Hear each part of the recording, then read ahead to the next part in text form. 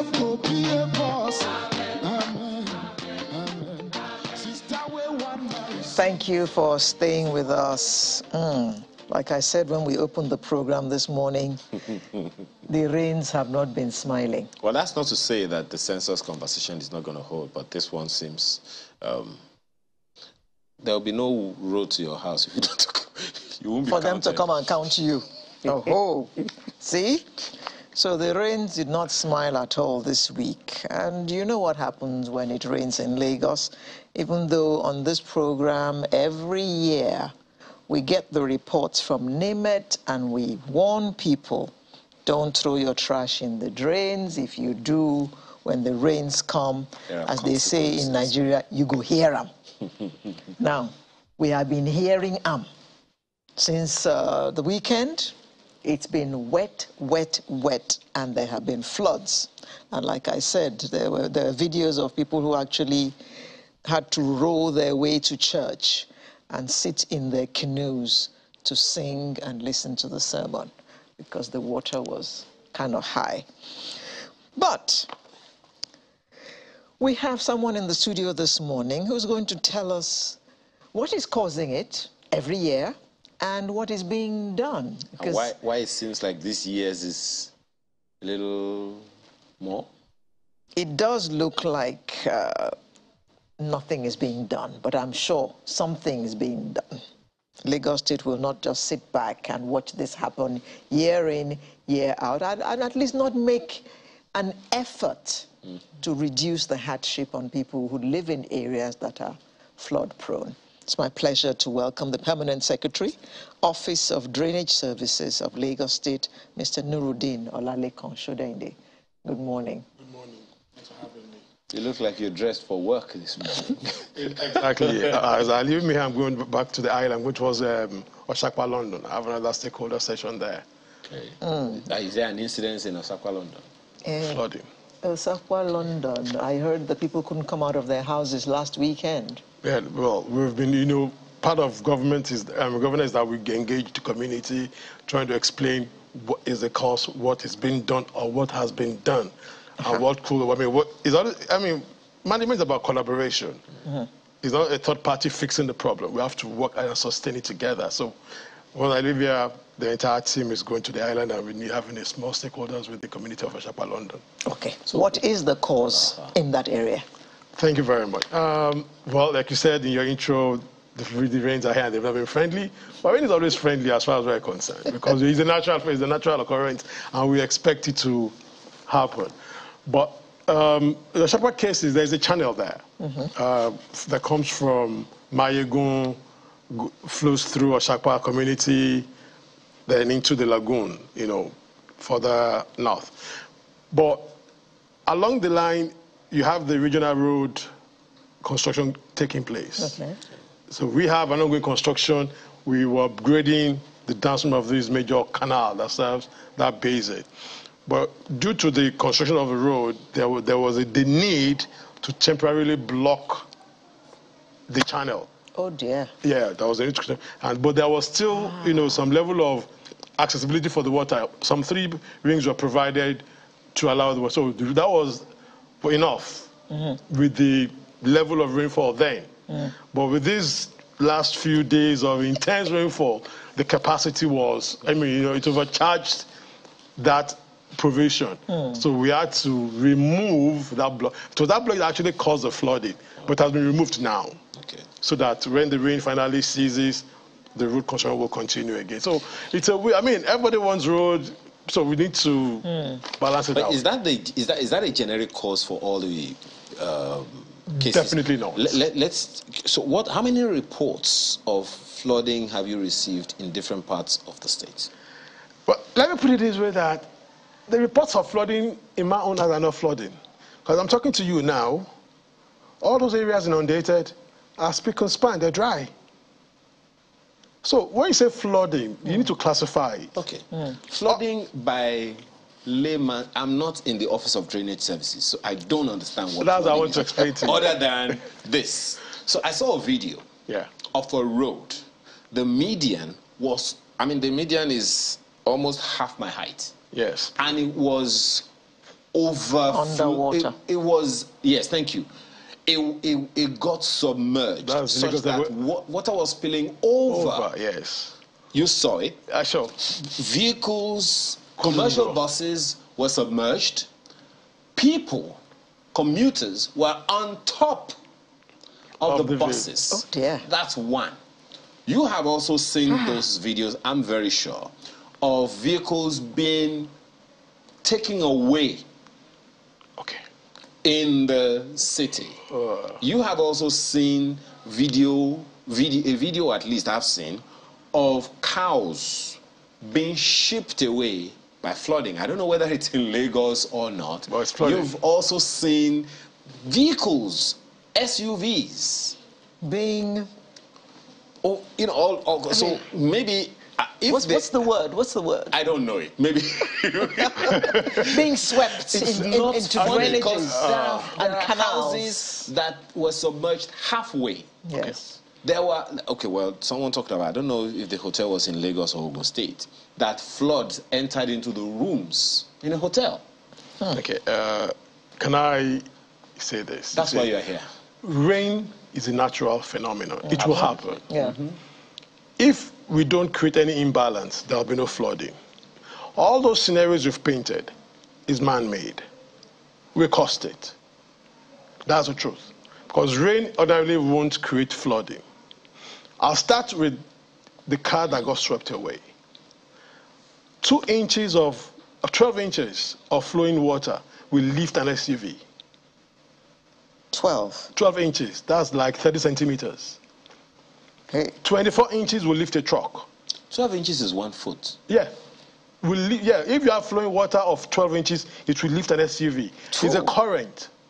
12 inches. I'll play a video. That's scary. I'm telling you. So that's why when you see flowing water, don't wade into it.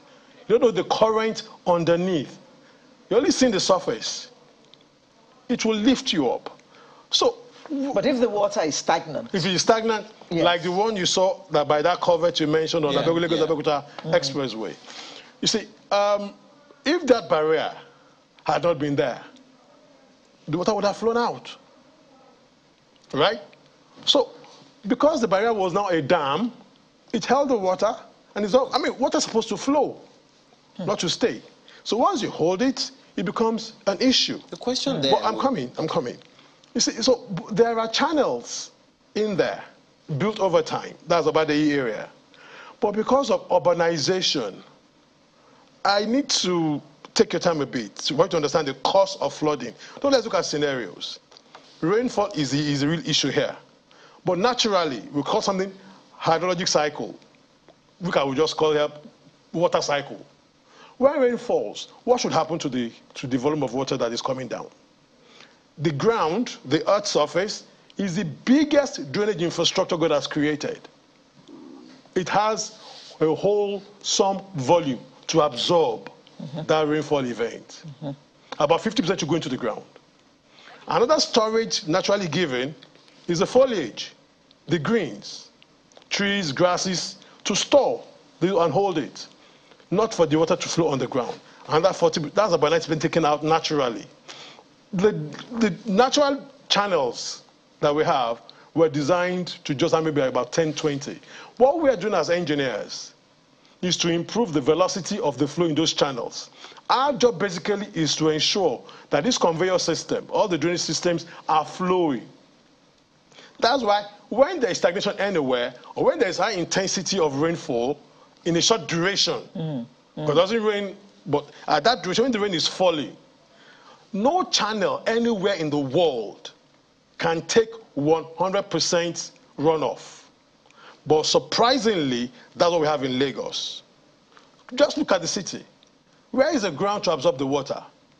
Your compounds are perhaps very concretized, with paving stone or solid concrete. Your trees are all gone. You have maybe a small garden.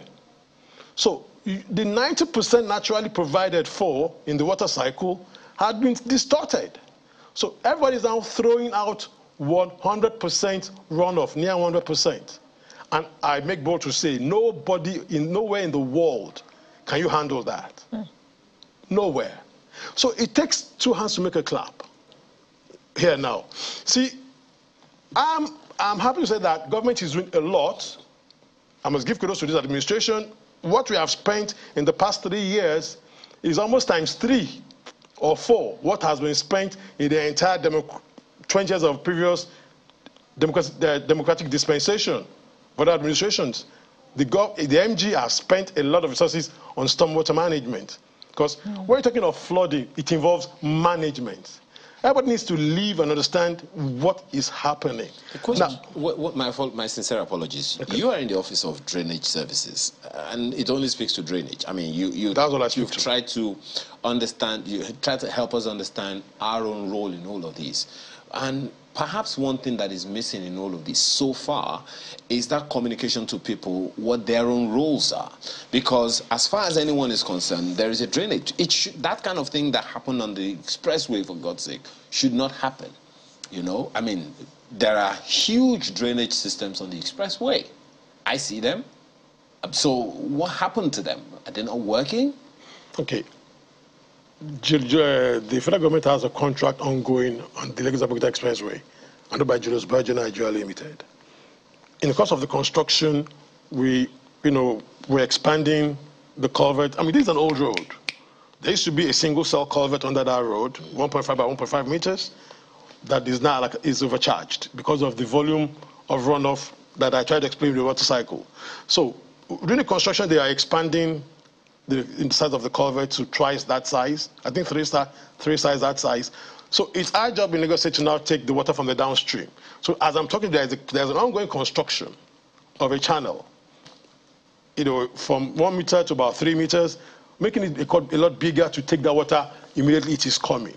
So I'm sure once that construction is concluded, I mean the road construction, we are ready to receive whatever is coming. So there will be no water on that road anymore. Okay. That one has been but I'm talking generally now. Yeah, okay. And talking generally, sir, I know that a lot of campaign, well, maybe not enough, but plenty of campaign has gone on, warning Lagos residents about flooding. Definitely. And emptying our refuse into the drainage system. How effective has that campaign been? And is it yielding any fruits?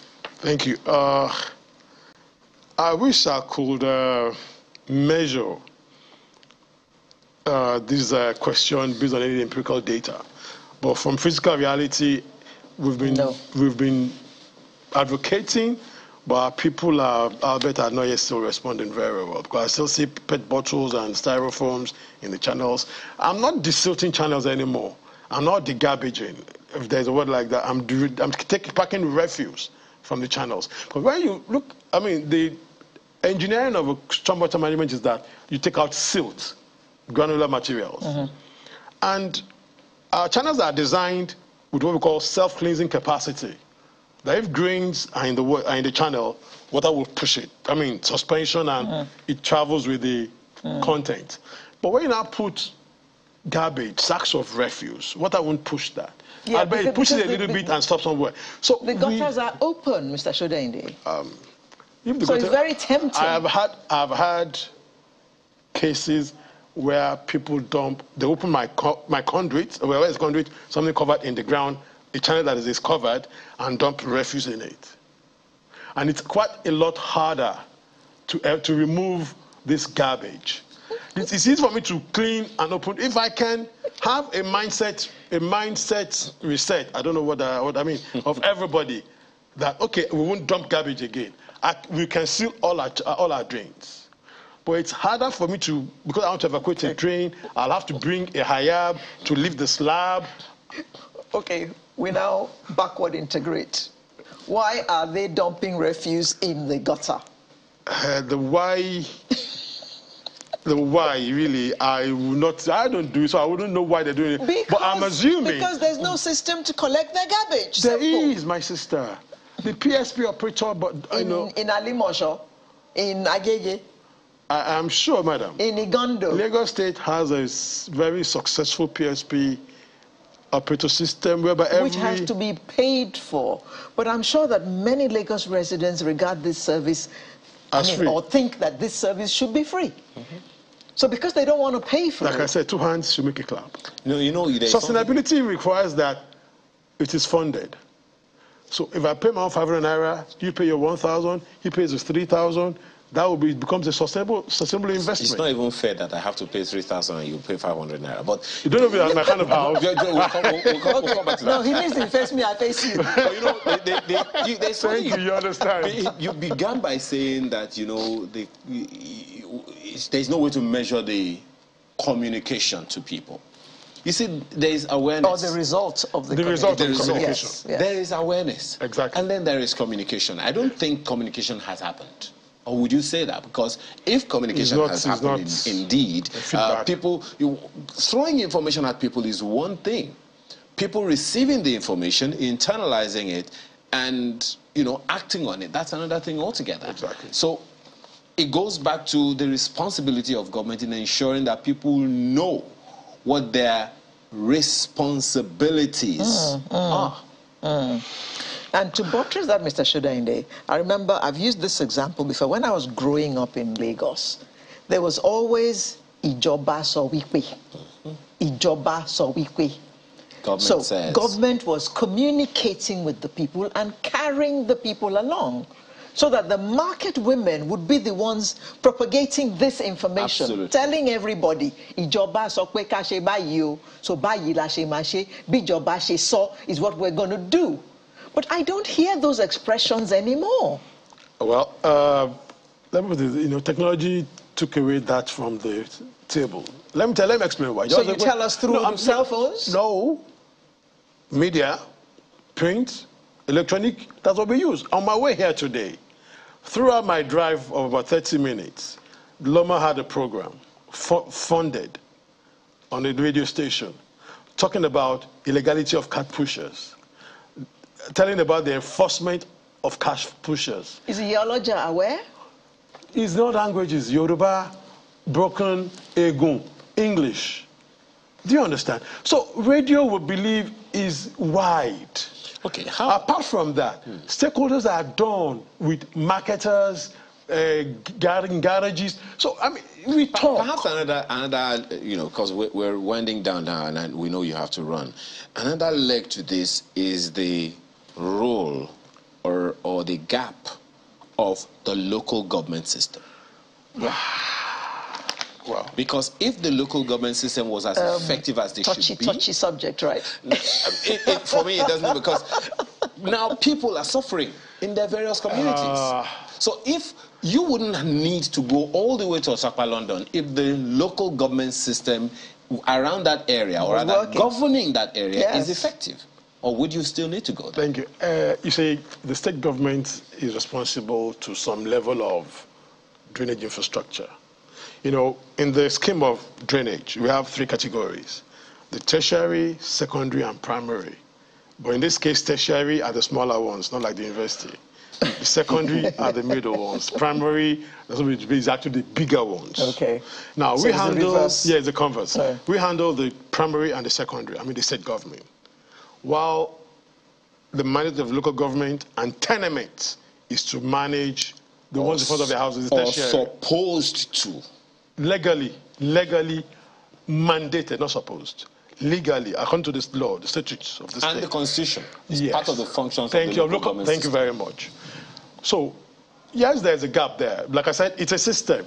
Tertiary flows into secondary flows into primary flows into the big main body, the lagoon, and like that. So there is that lacuna at the tertiary level. That's why we have a gang in the ministry. We call them EFAC, Emergency Flood Abatement Gang. We need to now intervene in some, even on tertiary drains that are now becoming black spots. So we need to now clean them, because our main job is to ensure that the conveyor system is free. Even if there is backup initially, but 2 hours down the line, it will flow out. That is our main focus now, while we're providing more infrastructure at the same time. So, but we're interacting with local government. We're building capacity. We're telling them this is your responsibility. That's things you should be doing. You need to ensure that your tenements, your residents, live up to the expectation. What kind of things, what kind of communication have they brought out about their challenges at being able to do that? Because as I said, if they were doing their own job the way they ought to do it in the various, because for God's sake, you're going all the way to Upper London from Ikeja. You go to Badagry, go to Ekpe, go to where again? I mean, you're gonna stretch yourself thin. So, and you said you have a gang. I'm sure they are not up to 50. No, I have 739. You wouldn't in need, all the 5-7. Well, I wouldn't need them exactly if the local government system was as effective as it had to be. Exactly. Well, so, like what are the things? What are the challenges? I know that I'm putting you on the spot, but let's just throw it out there. What are the issues that they have told you are there challenges at getting things done? Well, the basic challenge is there the funding. That's the basic challenge. The funding, for them to be fully on ground, they would need a lot of funding for that exercise. But what I was saying, funding is one part, but management is another part. And like I have 739 people working for me for evacuating tertiary drains that are black spots. Engage the same numbers at your local level, so that maybe take 10-10 per ward. They just told you that they don't have funding. How are they going to fund those people? I'm not talking of construction funding now. I'm talking of salaries. Even that. They have it. Okay. They have it. That they can do. So it's an ongoing discussion that we're having with them, that we need to all stand up and be counted. But I need to say this before we round up. Don't let's talk government. Government is doing all it can do. As I'm talking to you now, I have well over 300 projects in Lagos State delivered and ongoing between these 3 years of Solu's administration. More than it had ever been done in the past. But what the people need to do now, I mentioned the water cycle. You see, flooding happens when you have peak discharge within a short time. Three of us here now, we have a bucket of water. If you all pour it bottoms up at the same time, what happens to the stage? Now, this is what you were speaking to the other time. Yes, well. Oh, dear. Yeah. That's just 12 inches of water. Mr. Shodaine, it may be late, but it may well not be. The rains haven't gone away yet. No. So, what information can you give us to help us in preventing floods? We can't prevent It's a bit late, right? Well, this is one of them, right? Okay, to help the individuals manage it. Okay, now, we can manage flood. First one, don't throw your refuse in the drain. First, what I'll say now is there is one international acronym, SUDS, Sustainable Urban Drainage Systems. Okay. These were done by our forefathers in the village. They collect rainwater from their roofs. Yeah. And they reuse it. They have greens, the water glue. But now that our houses are now basically paved, we advocate that everybody should just don't throw your water into the environment. Don't tilt your roadway or your driveway into the road. Let your land hold your water in your compound when it is raining. Yes. So the flooding will be in there. You can soak it. No. Create the soaking away. Create the soaking away for it and let it sink into the ground. All of us are taking water from the borehole. We're not recharging the aquifer. The environment is being polluted now. We're having silent intrusion into Lagos State because rainwater is not going into the ground. So it's going beyond flood. It's a total environmental game changer. We need to, all of us, every square meter of land God has given needs to perform that role, naturally or artificially. Because when all of us throw our water out, we're inundating the environment. But if we all hold that one bucket and throw it out gently, I was saying an analogy before, if we all put the bucket down at the same time, it floods the stage. But if over the next 4 hours, we're pouring it gently, would there be any flooding? That's the picture I want to have in our brain here. Okay, well, and that. Wow. So the process is being put together. Just before you sign him off, I mean, we have more roads now that are paved. So I'm just wanted to say. Just say. Just say. The Permanent Secretary, Office of Drainage Services of Lagos State, Mr. Nuruddin Olalekan Shodaide. I'm sure you have your work cut out, and we'll just let you go so you can go and attend to all the flooding that you have to deal with around Lagos. Thank you very much. Good luck. Thank you very much for coming this morning. Sunrise will be right back to discuss that mock census that we mentioned.